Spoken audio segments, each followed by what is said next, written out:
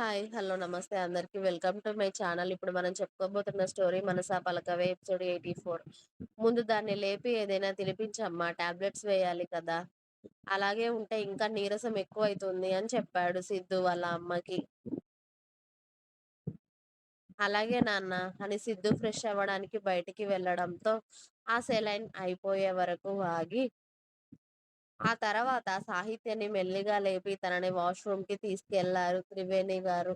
"పర్లేదత్తయ్య, నేను ఫ్రెష్ అవుతాను" అంటే, "అంతలా చలి పెడుతుంది. ఎంతలా వణుకుతున్నావు? ఫ్రెష్ అవ్వడం ఏం అవసరం లేదు. బ్రష్ వేసి మొహం కడుక్కో చాలురా" అని అన్నారు త్రివేణి గారు. "కాస్త చిరాకుగా ఉందత్తయ్య. నాకొక డ్రెస్ ఇవ్వరా నాది" అని బ్రష్ వేసుకొని, స్నానం చేసి డ్రెస్ వేసుకొని మెల్లిగా సాహిత్య బయటికి వచ్చాక, త్రివేణి గారు కోడల్ని తీసుకొచ్చి మళ్ళీ బెడ్ మీద కూర్చోబెట్టి సిద్ధు తీసుకొచ్చిన టిఫిన్ కోడలికి తినిపిస్తూ ఉన్నారు. అప్పుడే హిత వచ్చి, "అమ్మా, నువ్విక్కడున్నావేంటి? వదినకేమైంది?" అని అడుగుతుంది సాహిత్య చేతికున్న క్యానులా చూసి. "జ్వరం వచ్చిందే చాలా. ఇప్పుడే డాక్టర్ గారు వచ్చి వెళ్లారు. ఇదిగో మెడిసిన్ వేయాలి. అందుకే తినిపిస్తున్నాను" అని చెప్పి కోడలికి 2 ఇడ్లీలు తినిపించి, ఆ తర్వాత సాహిత్య వేసుకోవాల్సిన టాబ్లెట్లు కూడా వేసి, "కాసేపు రెస్ట్ తీసుకో తల్లి. జ్వరం తగ్గకపోతే సాయంత్రం హాస్పిటల్‌కి తీసుకురమ్మని చెప్పారు డాక్టర్ గారు. నువ్వు కాస్త రెస్ట్ తీసుకొని టాబ్లెట్స్ వేసుకుంటే తగ్గిపోతుంది.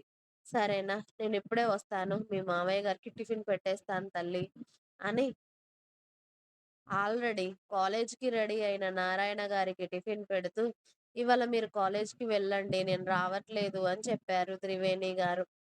"ఎందుకు? ఏమైంది వేణి?" అని అడిగారు నారాయణ గారు. "కోడలికి చాలా జ్వరం వచ్చిందండి. డాక్టర్ గారు అందుకే వచ్చి వెళ్లారు.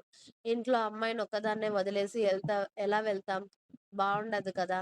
పైగా ఒక 10 రోజులు నేను కాలేజ్‌కి లీవ్ పెడదామనుకుంటున్నాను. పిల్లలిద్దరి చేత ఏవో చేయించాల్సిన పూజలు, కొన్ని కార్యక్రమాలు ఉంటాయి కదా!" జానకి అత్తయ్య కూడా ఫోన్ చేశారు. ఇవాళ వస్తున్నారంట. అత్తయ్య, మావయ్య ఇక పిల్ల తల్లిదండ్రులు అంటే ఎలాగూ రారు. వీళ్ళనైనా మనం వద్దు అని అనకూడదు కదా! అత్తయ్య గారొచ్చాక వీళ్ళకేం చేయాలో అవి జరిపించాలి. ముందుగా కోడలి ఆరోగ్యం బావుండాలి కదా!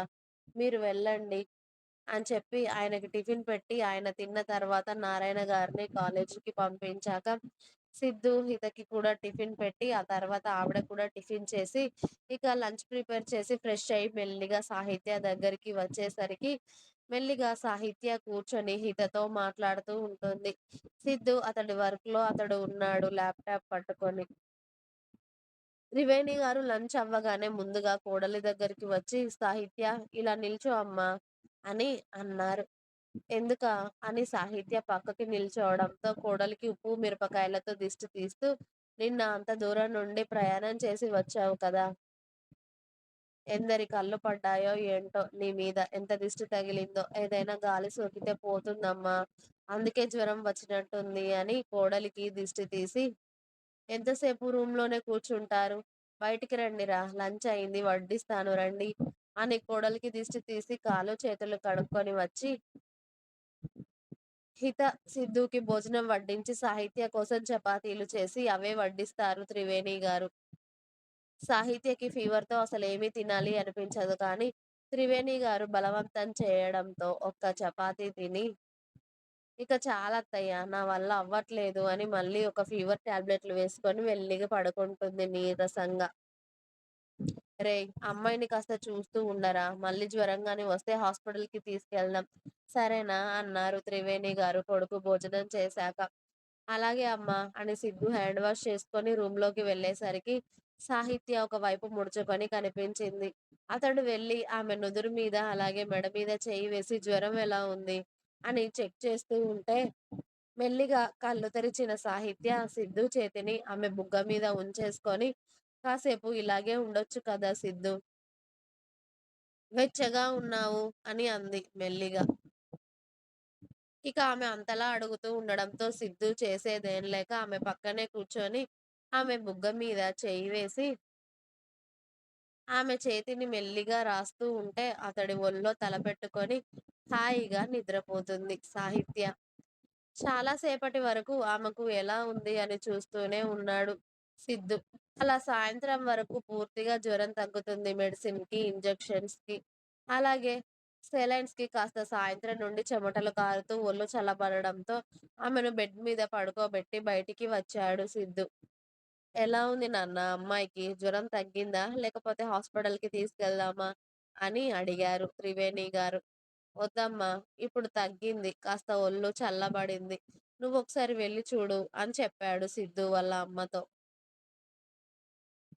"అలాగే నాన్న. ఒకసారి నేను వెళ్లి చూసొస్తాను" అని త్రివేణి గారు కూడా సాహిత్య ఒళ్ళు చూసి, "అమ్మ తల్లి" అని ఆ దేవుడికి మొక్కుకొని, "జ్వరం తగ్గింది అమ్మాయికి. ఇక చాలు" అనుకోని, "అవును నాన్న జ్వరం తగ్గిందిలే కానీ ఆ మెడిసిన్ టైమ్ టు టైమ్ వేసేయి ఆ అమ్మాయికి" అని కొడుక్కి, కూతురికి కాఫీ తీసుకొచ్చి ఇచ్చారు త్రివేణి గారు. అప్పుడే జానకమ్మ, రఘుపతి గారు ఇంట్లోకి వస్తూ కనిపించడంతో, "రండత్తయ్య" అని లోపలికి పిలిచారు వాళ్ళని త్రివేణి గారు.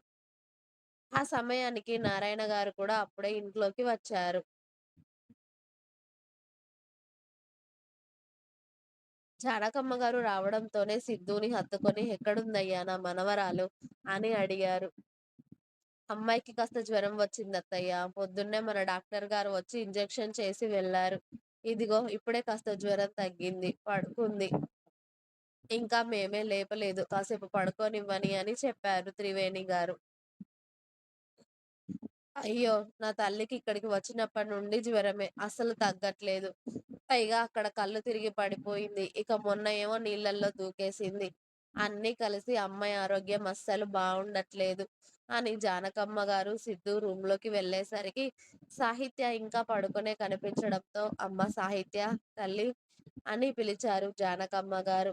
వాళ్ళ అమ్మమ్మ గొంతు వినిపించగానే నిద్రలో నుండి లేచి మెల్లిగా "అమ్మమ్మ" అని వెనక్కి తిరిగి చూసింది సాహిత్య. "నేనే తల్లి" అని జానకమ్మ గారు కళ్ళల్లో నీళ్లతో సాహిత్య వైపు వెళ్ళడంతో సాహిత్య లేవాలని చూసింది. కానీ ఆమె బలం సరిపోదు. సిద్ధునే సాహిత్య దగ్గరికి వెళ్లి తనని బెడ్ మీద కూర్చోబెట్టడంతో జానకమ్మ గారు మనవరాల్ని హత్తుకొని ఏడుస్తూ ఉంటారు. "ఎలా ఉన్నావు తల్లి? నీకు మేమందరం లేమా? చనిపోవాలి అనుకుంటావా? నువ్వు చనిపోతే ఎలా దొరుకుతావు తల్లి మళ్ళీ మాకు" అని జానకమ్మ గారు మనవరాల్ని పట్టుకొని ఏడుస్తూ ఉంటే, "జానకి, అమ్మాయి ఇప్పుడు బానే ఉంది కదా! నువ్వెందుకు ఏడ్చి మళ్ళీ అమ్మాయిని ఇంకా బాధ పెడతావు చెప్పు? ఊరుకో. ఇప్పుడు ఆ అమ్మాయికి ఏం కాలేదు. ఆ అమ్మాయి కోరుకున్న వాడితోనే పెళ్లి జరిగింది కదా! ఇంకా సంతోషంగా ఉంటుంది. నువ్వు మళ్ళీ అలాంటి మాటలు గుర్తు చేసి సాహిత్యను బాధ పెట్టకు" అని రఘుపతి గారు కూడా వచ్చి మనవరాలి తల నిమురుతూ, "ఎలా ఉన్నావు తల్లి" అని అడిగారు. "బావున్నాను తాతయ్య. మీరెప్పుడొచ్చారు హైదరాబాద్ నుండి" అని అడిగింది సాహిత్య వాళ్ళ తాతయ్య చెయ్యి పట్టుకొని.